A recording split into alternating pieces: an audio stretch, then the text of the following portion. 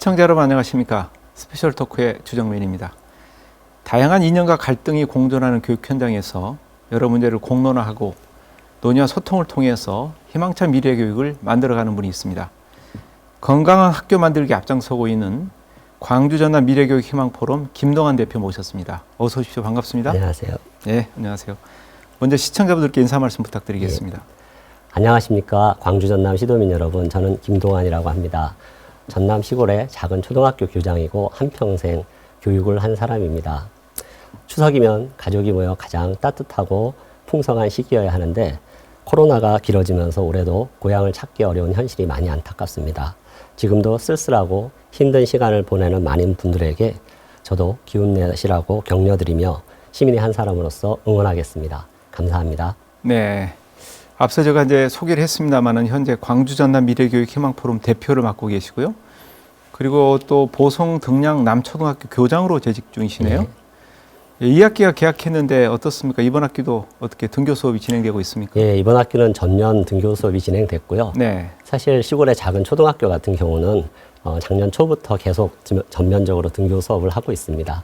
다만 이제 현장 체험학습 같은 것을 못 하고 있고, 아이들이 그래도 하루 종일 마스크를 쓰고 답답하게 이제 교육을 받는 이런 모든 현실이 많이 안타깝죠. 예. 코로나19 속에서 아마 이제 학생들도 참 어려움이 많을 텐데 우리 교사 선생님도 정말 어려움이 많을 것 같습니다.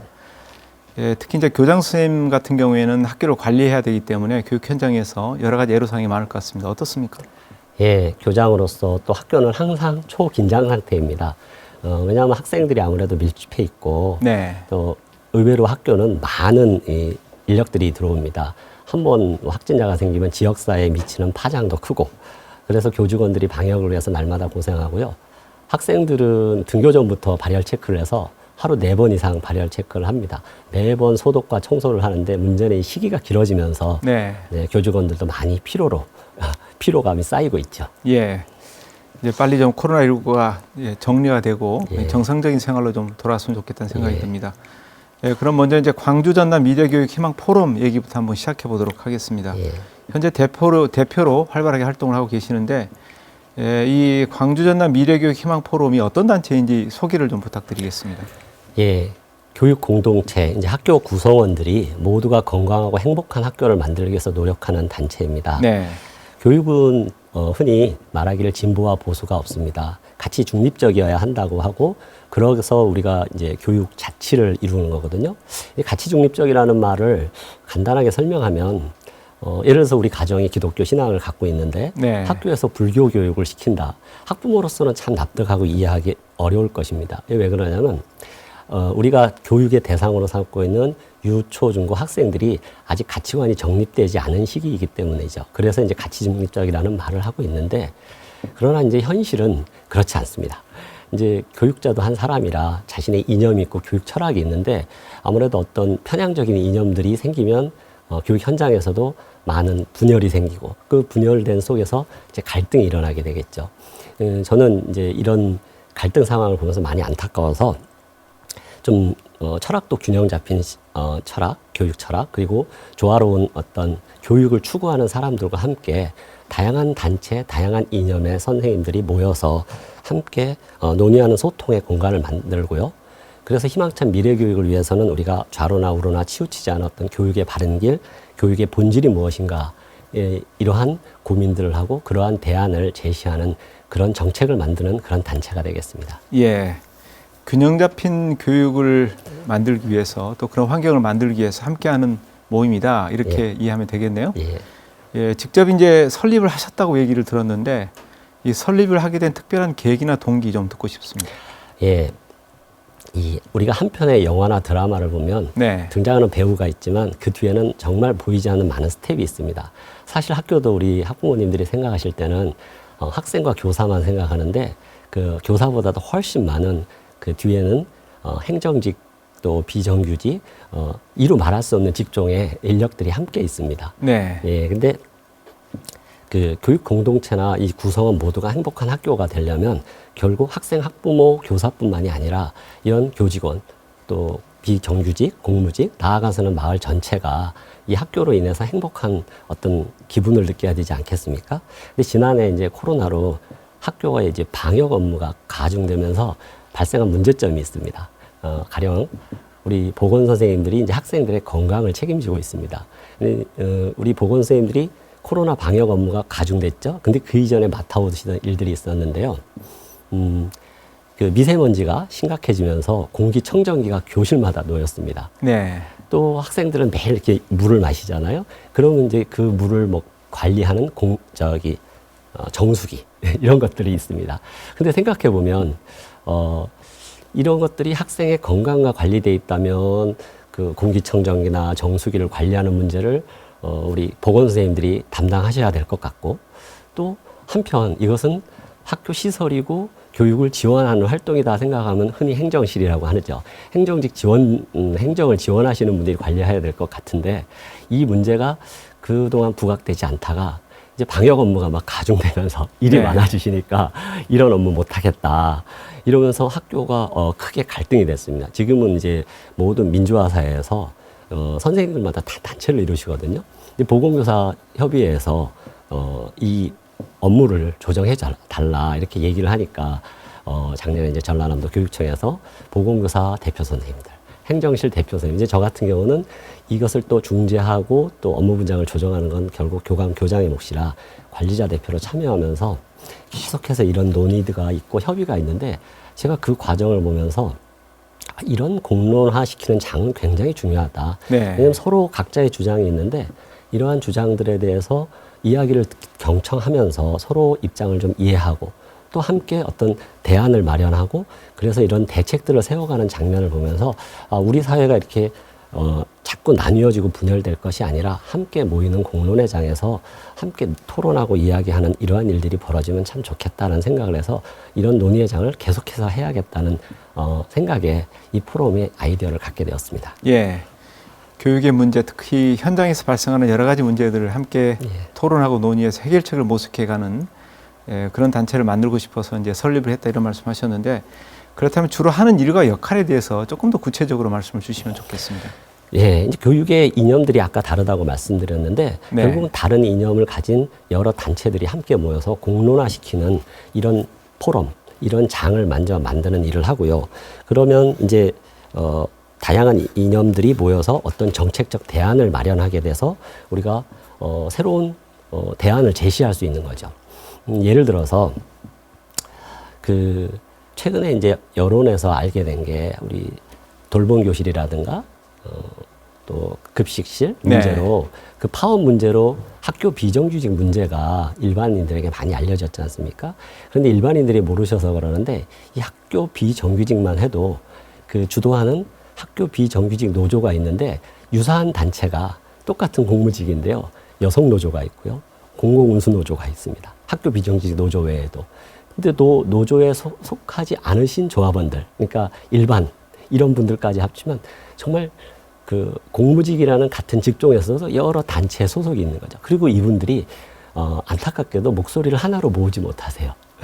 그러면 이제 교육부나 교육청 입장에서는 노사 합의를 해야 되는데 네. 단일한 안이 나오지 않는 거죠. 우리들끼리도 통일이 되지 않는 거죠. 그래서 저는 우리들끼리 먼저 이야기를 나눠서 단일한 어떤 협의안을 가지고 이야기하는 이런 필요성이 있다. 노조 간의 최소한의 합의점을 찾아야 노사 합의가 원만하게 이루어지지 않겠습니까? 이러한 일들을 제가 같이 함께 해주고 싶은 겁니다. 네. 잠깐 언급을 하셨습니다마는 돌봄 교실 또 학교 급식 파업 결국 이제 이런 문제들이 비정규직 처우 문제로 연결돼서 문제가 됐는데요. 이게 어제 오늘의 일이 아닌 것 같습니다. 예, 이런 분들이 지금 그러면 현장에서 실제로 어떤 일들을 겪고 있고 또 어떤 식으로 이게 개선이 돼야 되는지 좀 의견을 듣고 싶습니다. 학교 비정규직 얘기를 하니까요. 네. 일반인들이 모르시는데 우리 돌봄 전담사, 조리사뿐만이 아니라 정말 매우 다양한 비정규직이 있습니다.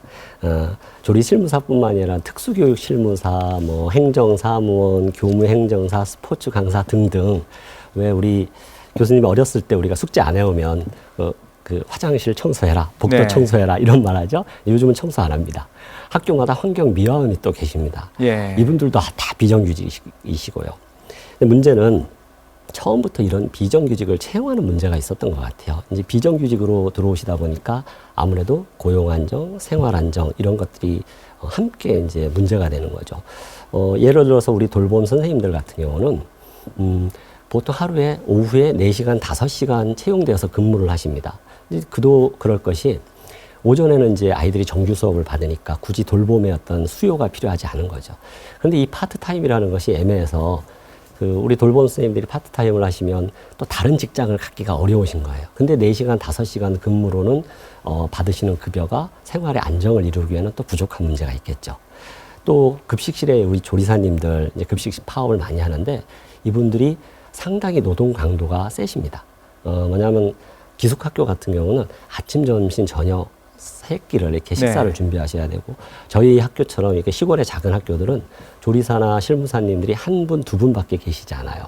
근데 이분들이 아파도 병가를 쓸 수 없습니다. 왜냐하면 대체 인력이 많지 않기 때문에 많은 어려움이 있죠. 또 이분들이 그래서 이제 주장하는 것들이 어떤 365일 근무를 이렇게 요구하시면 생활의 안정을 이룰 수 있지 않을까 생각하는데 우리가 생각해야 될 게 학교라는 단체가 굉장히 그 구조적인 특성이 있어요. 뭐냐면 여름방학, 겨울방학 있잖아요. 네.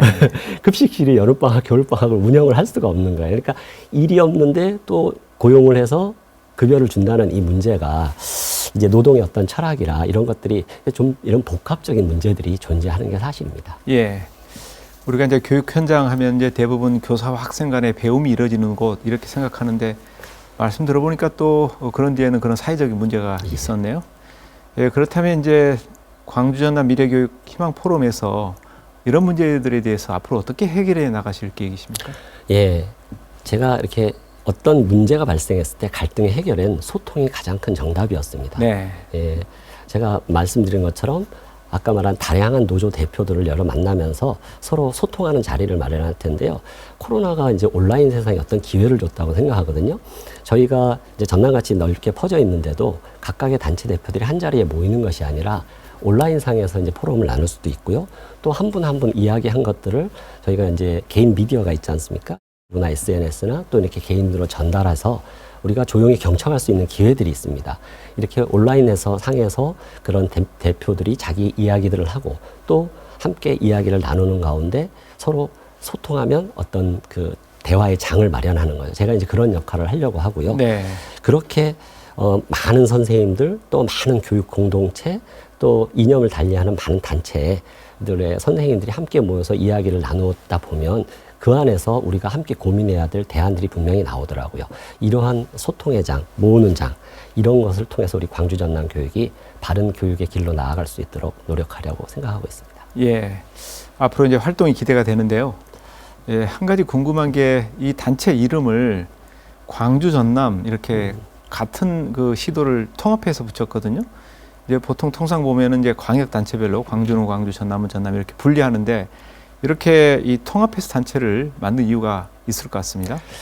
예, 지금 광주뿐 아니라 광주 전남묵을 묶은 광역경제권이라는 이야기를 하지 않습니까? 네. 사실 행정구역만 나눠있지 광주와 전남은 사회, 역사, 문화적 배경이 같다고 생각하고요. 네, 그렇죠. 특히 교육은 그 교사 양성기관이 같습니다.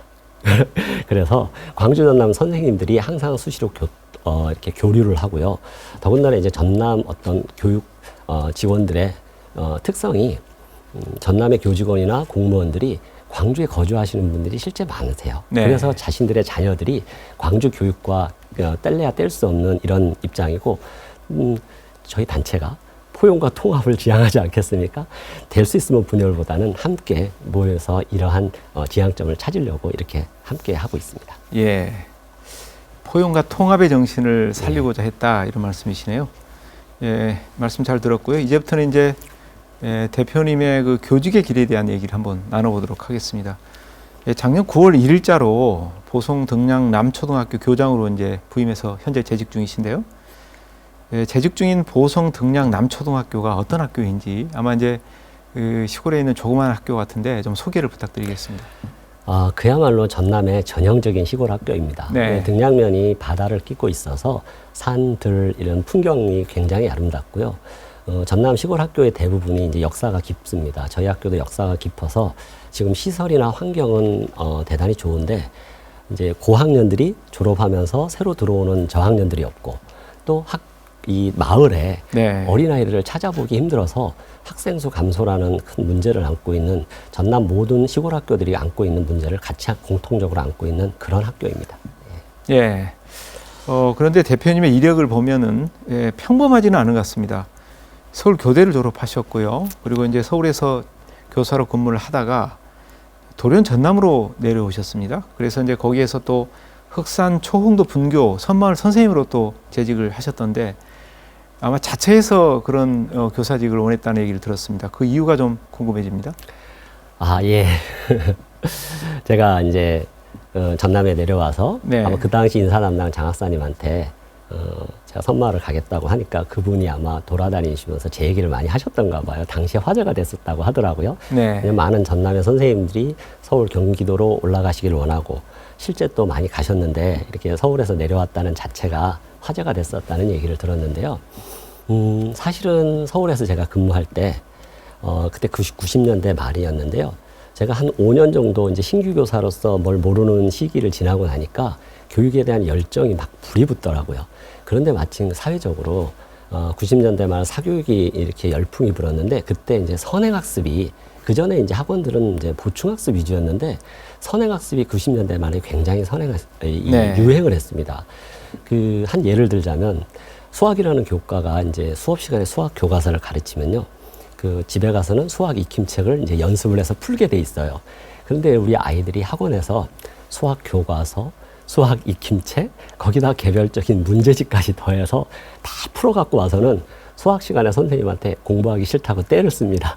네. 그럼 제가 그 선생님으로 심지어 수학 시간에 이제 아이들과 전통놀이를 하거나 체육을 하면서 제가 어떻게 대처할 줄 몰랐어요. 그때 아직 제가 20대라서 교육에 대한 열정은 가득한데 이런 교육 현실을 제가 어떻게 헤쳐나가야 될지 또 누가 일러주는 사람도 없고 많은 고민을 하면서 그 고민이 깊어지면서 제가 굉장히 심각해졌거든요. 이게 교직을 계속 해야 되나 그만두어야 되지 않나를 생각할 정도였으니까요.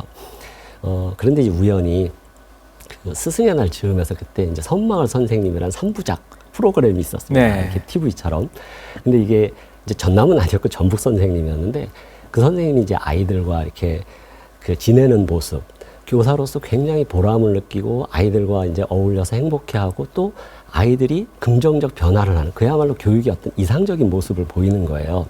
제가 이런 이야기를 한 배경에는 제가 이제 결혼을 하면서 우리 장인 장모님이 계시는데 이 장인 장모님도 사실은 그 전남 여수 작은 섬마을에서 10년 가까이 선생님을 하셨습니다. 네. 그 두 분이 거기서 이제 제 아내도 여수 섬마을에서 태어나서 이제 자랐고 저희 장모님이 제가 이제 광주에 올 때마다 하시는 말씀이 뭐하러 복잡한 서울 살려고 하냐고 내려와라 했는데 마침 제가 이렇게 인상 깊게 본 프로그램을 얘기하면서 그 자신의 섬마을 생활을 자랑하시는 거예요. 예. 그 마을 사람들이 얼마나 정이 깊은지 선생님에게 이렇게 해주는 막 이런 이야기를 하면서 제가 그때 그 진지하게 교사의 역할 또 교육의 어떤 고민 끝에 전남으로 가서 새롭게 시작하자 이렇게 내린 결정이었습니다. 예. 교사였던 장인 장모님의 영향이 컸다 이런 말씀하셨는데 아무리 그렇다 할지라도 이제 기존의 서울 생활을 접고 전남으로 오기란 쉽지 않았을 것 같은데 그런 결정을 어떻게 과감하게 하셨는지요? 이게 이제 사람이 저는 이제 우연은 없다는 얘기를 하는데 네. 전남이 저의 고향이 될 것이 아마 운명이나 어떤 인연이라는 생각이 들더라고요.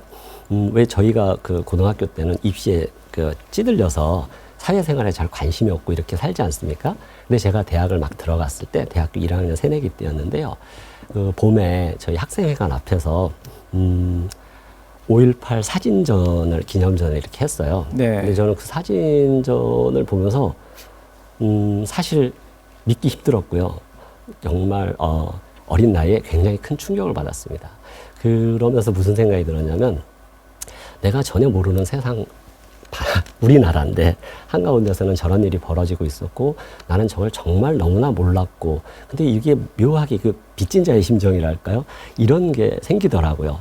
그래서 그랬는지 모르겠는데 제가 대학교 1학년, 2학년 때 우리 그때 농촌 봉사활동이라고 대학에서 그러잖아요. 네, 농화를 그랬죠. 1, 2학년 때 제가 전남 한평의 손불 그 해수욕장이 있는데 네. 그쪽으로 농화를 계속 다니게 되었었고요.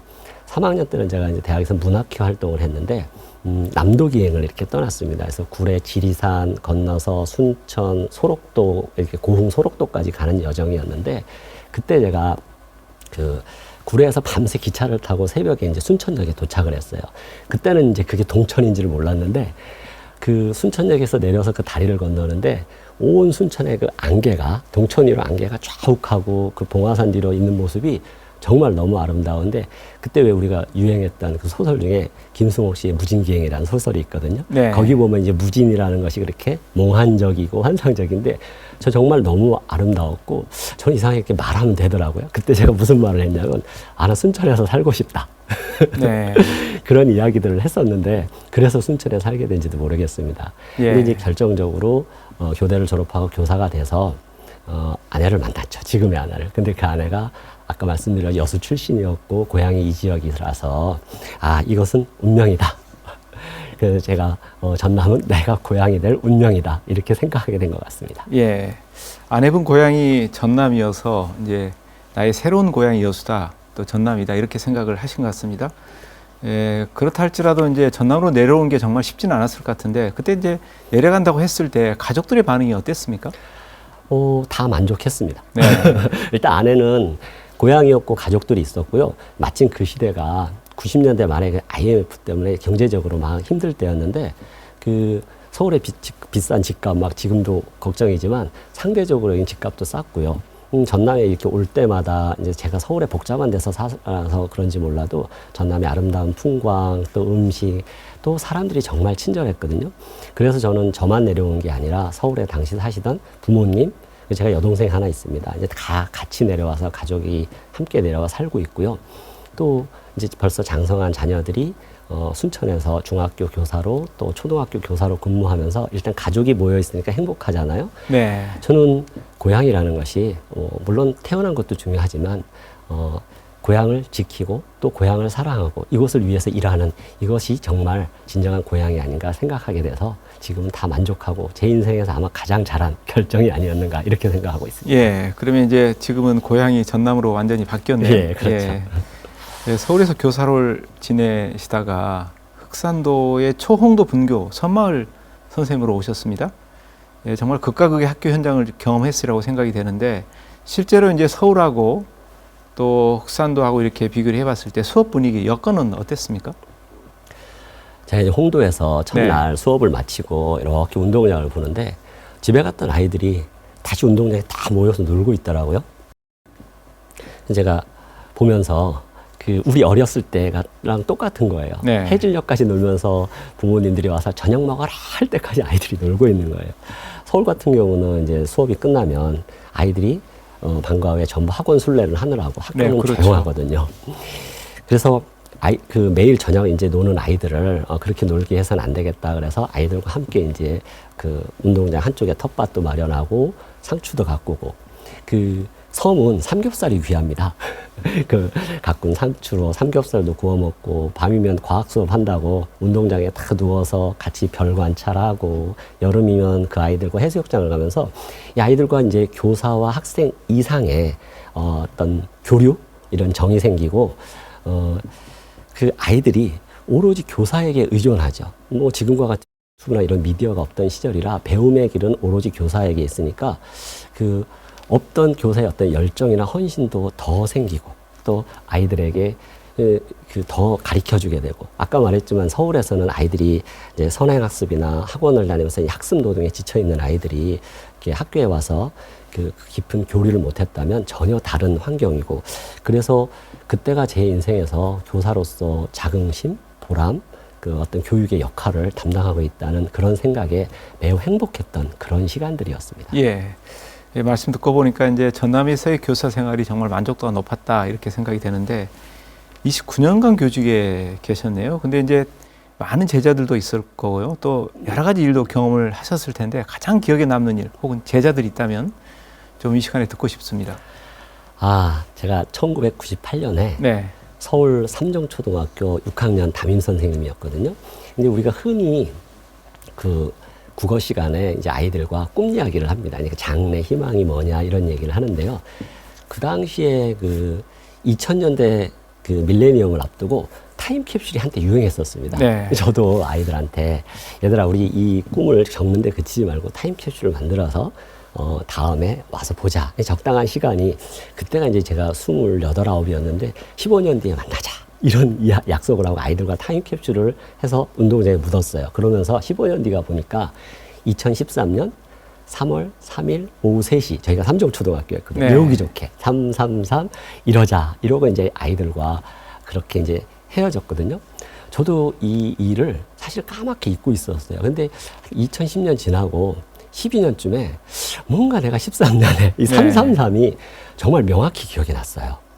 근데 기억이 났는데 굉장히 갈등이 되더라고요. 왜냐면 제가 그 당시 2022년에는 전남교육청 교원 인사 담당 장학사를 하고 있었거든요. 교원 인사과라면 그 3월 첫날이 그 인사철을 앞두고 제일 바쁠 때고 그 장소가 어디냐면 그 남학, 그 목포 옆에 네. 남학에 이제 도교육청이 있습니다. 그럼 일요일 오후면 제가 보통 도교육청 가서 근무를 해야 될 텐데 서울에 가서 이 불확실한 약속이잖아요. 제가 서울 살고 있다면 뭐 오후에 잠깐 나가볼 수도 있겠는데 도저히 이게 내키지 않는 거예요. 일단 아이들이 이것을 기억하고 있을까? 또 하나는 기억을 한다 해도 과연 아이들이 나올까? 뭐 이런 갈등을 하고 있었는데 네. 제가 이제 이것을 아내한테 한번 이야기를 했어요. 그랬더니 아내가 저희 아내도 교사거든요. 근데 너무 단호하고 명확하고 분명하게 간단히 말해서 당신 선생님이잖아요. 그러면서 저한테 하나이라도 기억해서 이 약속을 지키려고 나왔는데 선생님마저 나오지 않으면 아이가 얼마나 실망하겠느냐. 당신은 선생님이니까 가야 한다는 거예요. 갔죠? 네. 제가 오후에 딱 시간 맞춰서 그 기대가 별로 없어서 그냥 딱 시간 맞춰서 갔습니다. 가서 이제 운동장을 딱 갔는데 운동장에 뭐 보지 않아도 알겠더라고요. 어떤 말쑥한 옷을 차려입은 그 여학생이 삽을 모종삽도 아니고 커다란 네. 삽을 들고 나와 있었어요. 그래서 그날 제가 6명을 만났습니다. 아우, 대단하시네요. 네. 한 명은 이제 추가로 해서 한 명은 미국에 유학 간 친구도 그때 전화했고요. 저만 지방에서 온 게 아니라 청주에서 공부하는 아이, 또 창원에서 일하는 아이도 왔었고요. 또 좀 감동적이게도 태국에서 뭐 스킨스쿠버 다이빙 강사로 일하는 아이도 이 약속을 지키기 위해서 잠시 귀국을 했다는 거예요. 네. 그래서 그 자리에서 6명을 만나는데 그때 그 감동은 언제나 생각해도 제가 너무 그때 감동적인 순간이었고 제가 그때 평생 교육을 위해서 일해온 사람이지만 우리 어린아이들, 학생들, 과연 학생들이 갖고 있는 생각은 무엇인가 이 약속을 지키겠다고 하는 아이들은 정말 평생 잊지 못할, 언제나 잊지 예. 못할 순간인 것 같습니다. 예, 참 선생님도 약속을 지켰고 학생들도 약속을 지켰네요. 네. 예, 참 부럽습니다. 예, 현재는 지금 이제 교사에서 장학사로 전직하고 다음에 또 교장으로서 일도 하고 계시고 그래서 주로 학교 현장에서 행정직 역할을 지금 맡아서 하고 계시는데 또 행정직으로 근무하면서도 여러 가지 기억에 남는 일이 있을 것 같습니다. 이게 좀 말씀을 좀 주시죠. 제가 이제 장학사로 전직을 하면서 내가 행정가가 됐구나. 이제 네. 교사와는 다르게 교사는 이제 눈에 보이는 성과가 좀 뒤에 이렇게 15년 후에 나타난다면 행정은 그야말로 즉각적인 어떤 반응이 나타나고 누군가의 삶에 영향을 끼치는 거를 아주 뼈저리게 느낀 일이 있었는데요. 제가 처음 장학사로 전직하고 진도교육청에 발령을 받게 됐습니다. 네. 근데 얼마 안 돼서 그 진도도 이제 섬들이 있거든요. 어떤 섬마을 선생님께서 신고를 하셨어요. 왜냐면 이제 학대의 징후가 있다. 근데 지금 한 10여 년 전은 지금처럼 어떤 아동 학대나 어떤 성폭력의 개념이 이렇게 민감한 시기는 아니었어요. 그런데 제가 들어보니까 좀 심각한 것 같아서 바로 목포에 있는 그 원스톱 신고 기관에 신고를 했고 거기서 조사를 나갔는데 이제 결론은 아이를 분리 조치시켜서 시설에 입소했으면 좋겠다 이런 이야기를 해서 그 조사를 믿고 이제 진행을 하는데 제가 사실 밤새 고민했음에도 불구하고 그 다음날 이제 그 서류에 서명을 이제 장학사 서명을 해야 되거든요. 그 서명을 하는데 정말 손이 달달달 떨리더라고요. 네. 왜 그러냐면은 제가 이렇게 서명을 하면 이제 아이를 부모에게서 이제 분리시키는 거예요. 네. 떼어내는 거예요. 그러면 무슨 생각이 들었냐면 이 아이가 어떤 상황에서도 부모와 함께 있는 것이 나은지 이제 이 떼어내면 이제 아이는 부모와 떨어져서 시설에 입소하잖아요. 근데 우리가 왜 그런 이미지 있지 않습니까? 그 미국 영화를 많이 봐서 그런지 모르겠는데 미국 영화 보면 그 아동복지기관에서 나온 행정가가 울고불고 떼쓰는 부모와 이제 아이를 막 분리해서 떼내는 그 나쁜 행정가의 이미지가 바로 저인 거예요. 네. 그 결정을 하는 순간이 참 힘들었는데 결국 이제 서명을 하긴 했는데 그때 제가 내가 이제는 행정가가 됐구나. 누군가의 삶에 바로 직접적으로 영향을 끼치는 거를 뼈저리게 느꼈던 그런 순간이었습니다. 예. 이제 단순히 신고만으로 끝난 게 아니고 이제 아이가 건강하게 자랄 수 있도록 또 이제 대안까지 마련해서 조치를 취해야 돼서 고민이 많았을 것 같습니다. 예, 그래서 이제 나중에 그 아이는 어떻게 됐습니까? 예, 당연히 제가 계속 기관에 그 아이의 상태를 물어봤는데 네. 정말 한 달도 되지 않아서 아이가 많이 밝아지고 정상적인 생활을 하고 학교를 오히려 즐겁게 다닌다는 소식을 듣고 매우 안도했고요. 네. 참 우연히도 그때 그 신고했던 선생님이 또 얼마 전에 만났는데 이제 무안의 한 교감 선생님인데 그분이 저를 보자마자 이제 그 아이 이야기들을 하시더라고요. 예. 다행히 결과가 좋아서 정말 안심이었습니다. 예. 지금 교육 현장에 계시기 때문에 현재 교육의 문제점과 대안에 대해서 한번 논의를 해보도록 하겠습니다. 먼저 이제 대표님께서 현재 교육 현장에서 느끼실 때 우리 교육의 어떤 문제점이 가장 큰 문제점이라고 느끼고 계시고 또 보고 계시는지 말씀을 좀 듣고 싶습니다. 우리 교육은 불일치의 문제가 있습니다. 이제 네. 일관성이 없다는 거죠. 제가 흔히 이제 가정교육을 상담하는 학부모님들께 뭐라고 얘기하냐면 횡적으로는 아빠와 엄마의 교육 철학을 일치시키십시오라는 이야기를 합니다. 이게 뭐냐면 교육 철학을 아주 단순하게 나눠볼게요. 아동 중심이냐 학문 중심이냐로 나눌 때 아빠는 아이를 좀 놀려라. 놀게 해야지. 근데 엄마는 무슨 소리냐 학원 가야지 공부를 해야지. 이렇게 이제 아빠 엄마의 교육 철학이 다르면 중간에서 아이가 혼란스럽게 되겠죠. 네. 그래서 이걸 일치시키라는 말이고 종적으로는 그 가정에서 아이가 유, 초, 중고를 거치면서 동일한 교육 철학으로 가야 되는데 이제 초등학교 때까지는 피아노도 치고 막 이렇게 했는데 중학교 올라가는 순간 그걸 모두 다 끊어버리고 이런 것들에 대한 불일치가 저는 이제 그렇게 얘기하거든요. 저는 우리 교육에 동일하게 이런 문제점이 있다고 생각합니다.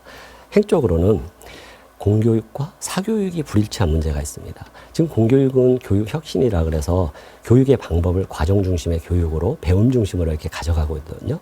그런데 사교육은 여전히 입시의 효율적인 결과 교육을 중심으로 가져갑니다. 네. 아이들이 낮에는 학교에서 과정 중심의 교육을 배우는데 방과 후에 저녁에는 학원에서 결과 중심의 교육을 배우니까 아이들이 얼마나 혼란스러울까 이런 네, 생각이 그럴 것 들고요. 같습니다. 예.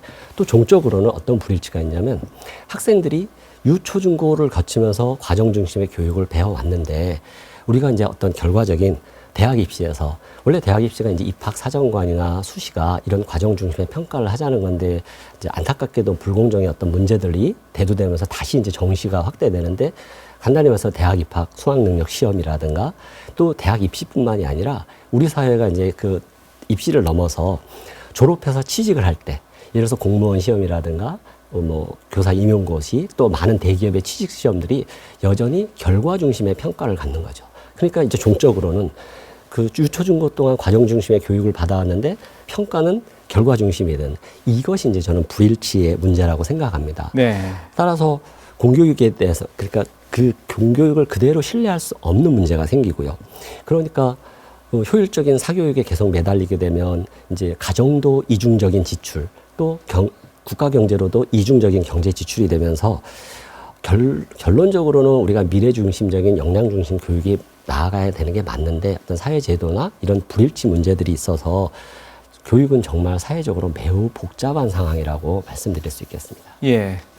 교육의 불일치가 문제다 이런 말씀하셨는데 어떤 말인지 제가 알 것 같습니다. 예. 그렇다면 이제 이 문제를 좀 해결을 해야 될 텐데 대표님께서는 이 문제를 해결하기 위한 대안이 어떤 거라고 보십니까? 예, 공교육과 사교육이 아까 횡적인 문제를 얘기해 드렸는데요. 네. 저는 이 사교육에 대한 보완이 많이 필요하다고 생각합니다. 왜냐하면 사교육 시장 자체가 공식적으로 10조 원이고 비공식적으로만 22조 원까지 측정하고 이미 우리 사회 경제 한 축을 담당하고 있거든요. 우리가 1980년대처럼 사교육을 일방적으로 제한할 수가 없습니다. 그렇다면 우리 사교육이 공교육과 시너지를 이룰 수 있는 어떤 대안들을 마련해야 되는데 네. 저는 이제 그 아이디어를 어디서 잡았냐면 지금 현재 학교가 방과 후 학교나 돌봄 교실을 이렇게 수용하면서 방과 후 강사들 또는 돌봄 교실의 어떤 강사들을 우리가 나아가야 할 미래지향적인 교육 방향이나 이러한 것들을 연수를 시키면서 공유를 하고 있습니다. 네. 저는 사교육에 종사하시는 분들도 우리 교육이 나아가야 될 궁극적인 어떤 교육혁신의 필요성 또 비전을 공유해야 되는데 그럼 이것을 어떻게 할 것이냐. 지금 코로나 시대가 되면서 전국 시도에 많은 교육 연수원들이 있습니다. 근데 교육 연수원들이 이렇게 모여서 집합 연수를 못하고 전부 온라인 연수로 이렇게 대체하거든요. 근데 이제 온라인 연수를 하는 게 일반인에게 엄청 개방하기 좋죠. 제가 사교육 시장에도 이런 교육의 어떤 공교육이 추구하는 어떤 교육의 방법이나 또는 교육의 방향들을 오픈해서 같이 공유하고 또 나아가서 그 학원들이 공교육의 보충학습적 성격으로 빨리 돌아와야 됩니다. 참 안타까운 게 우리가 이미 오래전부터 선행학습 금지법을 실시하고 있는데 네. 이것이 지금 공교육에 대해서 왜냐면 제도권 교육이니까 이제 강제할 수 있는 영역이 그래서 사실은 학교 교육에 대해서 많이 제어를 하고 있는데 사교육도 어느 정도 선행학습을 강제할 수 있는 방안들을 마련해서 빨리 공교육의 보완적인 성격으로 올 수 있는 방향으로 전환하고 그러니까 공교육의 안에서 함께 고민하고 논의하는 장으로 들어와야 된다고 생각하고요. 아까 이제 종적인 이야기를 했는데 이제 국가적으로 국가교육위원회가 설립이 되었습니다. 네. 저는 매우 바람직한 일이라고 보고요. 국가교육위원회는 어떤 정권이나 그 당시의 교육 이념에 휘둘리지 말고 우리가 백년지대계의 교육을 멀리 보고 세워나가자는 거잖아요. 저는 우선 급한 게 대학 입시 제도를 좀 일관성 있게 가져갈 필요가 있다고 생각합니다. 네. 또 아까 말씀드린 여러 가지 뭐 공무원 시험이나 직장 이런 취직 시험 우리 사회적으로 이러한 평가 제도가 좀 합의할 수 있는 그러니까 역량 중심의 평가로 가야 된다고 생각합니다.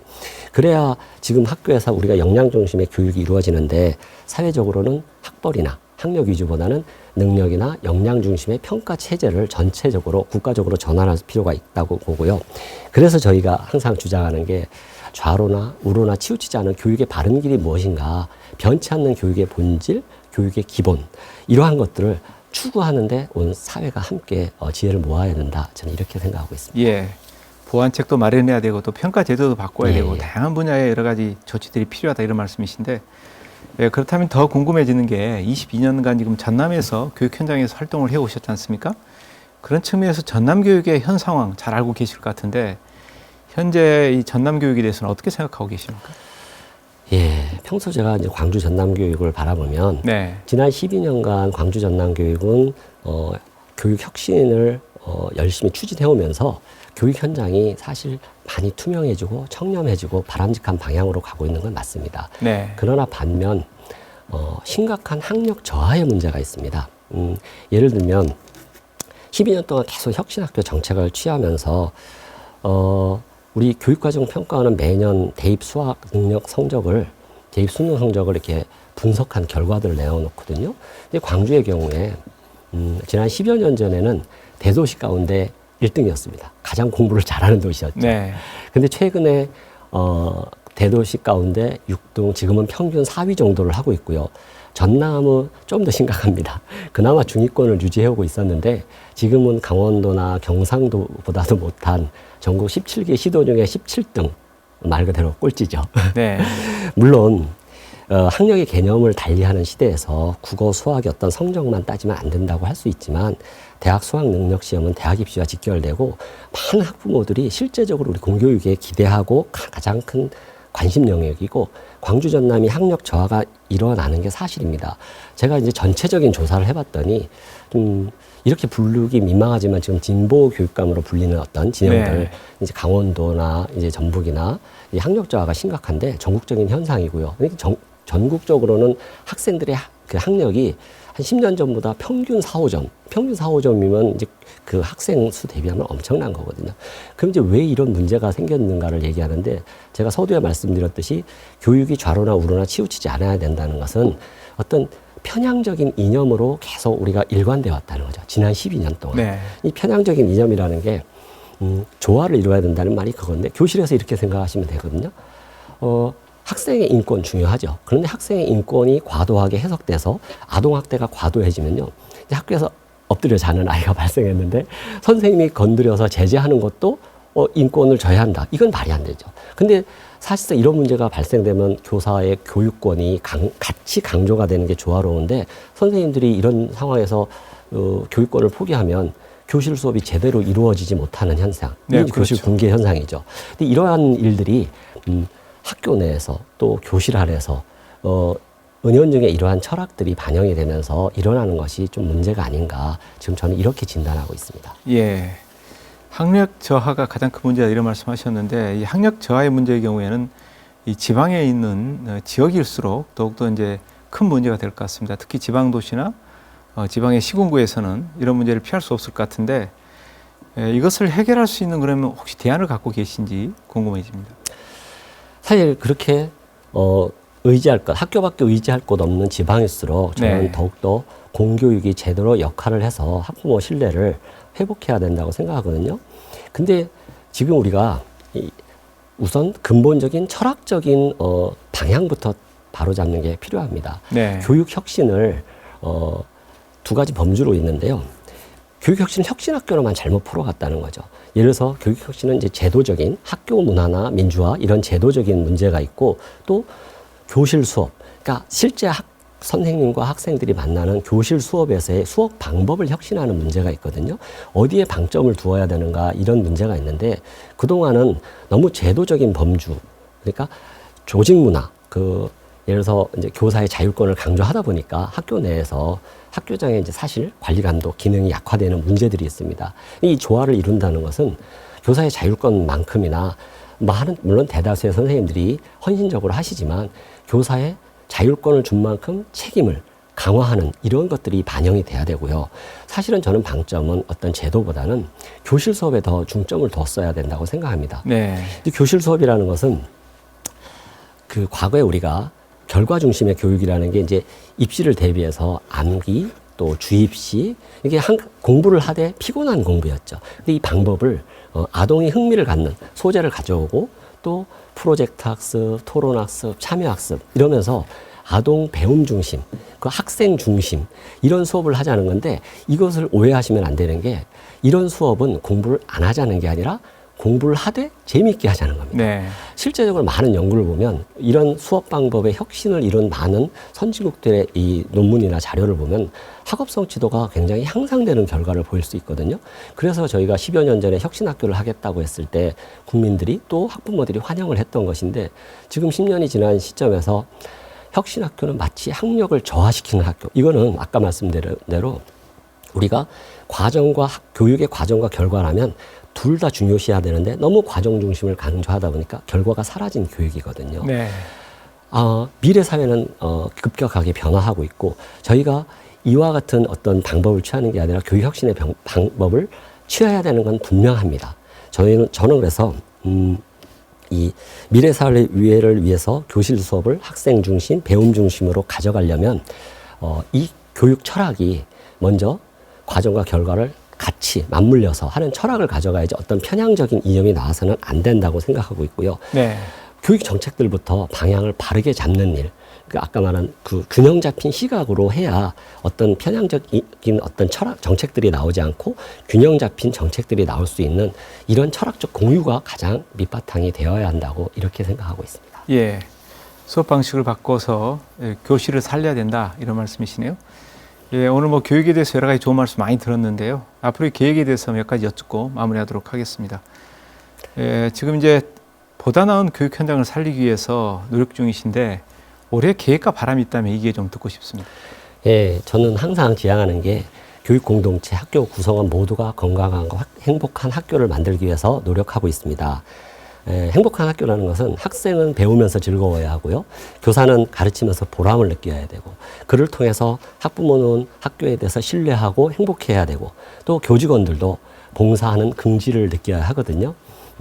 저는 개인적으로는 학부모와 소통하고 또 조금이라도 좋은 양질의 컨텐츠를 제공하기 위해서 개인적으로 유튜브 채널을 하나 운영하고 있습니다. 네. 이제 홍보가 될 것 같아서 제가 김동완의 자녀 교육이라는 프로그램을 운영하고 있는데 이제 다양한 선생님들, 학부모님들을 만나면서 좀 프로그램의 질도 높이려고 하고 있고요. 무엇보다 이제 아까 말씀드린 대로 원래 포럼을 설립했으니까 이 포럼을 안착시키기 위해서 많은 교육 단체들, 대표들을 만나면서 우리가 교육 정책과 철학에 대해서 이렇게 논의하고 미래지향적인 교육 정책을 제안해내는 그러한 역할을 올해 담당하고 싶습니다. 예. 이제 마지막으로 광주 전남 학생과 교사 그리고 학부모들께 한 말씀 부탁드리겠습니다. 예, 광주 전남 시도민 여러분 그리고 교육가족 여러분, 저 김동환 여러분을 응원합니다. 코로나로 모두 어려운 시절 조금만 더 힘내시고 우리 서로 함께 격려해 주시기 바랍니다. 누구나 말하듯이 교육은 우리 사회의 미래 희망입니다. 광주 전남 미래교육 희망 포럼은 모두가 함께 모여 자유롭게 소통하는 장입니다. 소통의 장에 함께 오셔서 우리 사회가 포용과 통합의 아름다운 일을 이루어내고 광주 전남의 아이들이 희망찬 미래를 맞이할 수 있도록 응원해 주시고 함께 참여해 주시기 바랍니다. 감사합니다. 네. 앞으로 이제 포용과 균형 있는 리더십을 통해서 조화로운 교육 현장을 만들어 주시기를 기대하겠습니다. 오늘 말씀 잘 들었습니다. 고맙습니다. 감사합니다.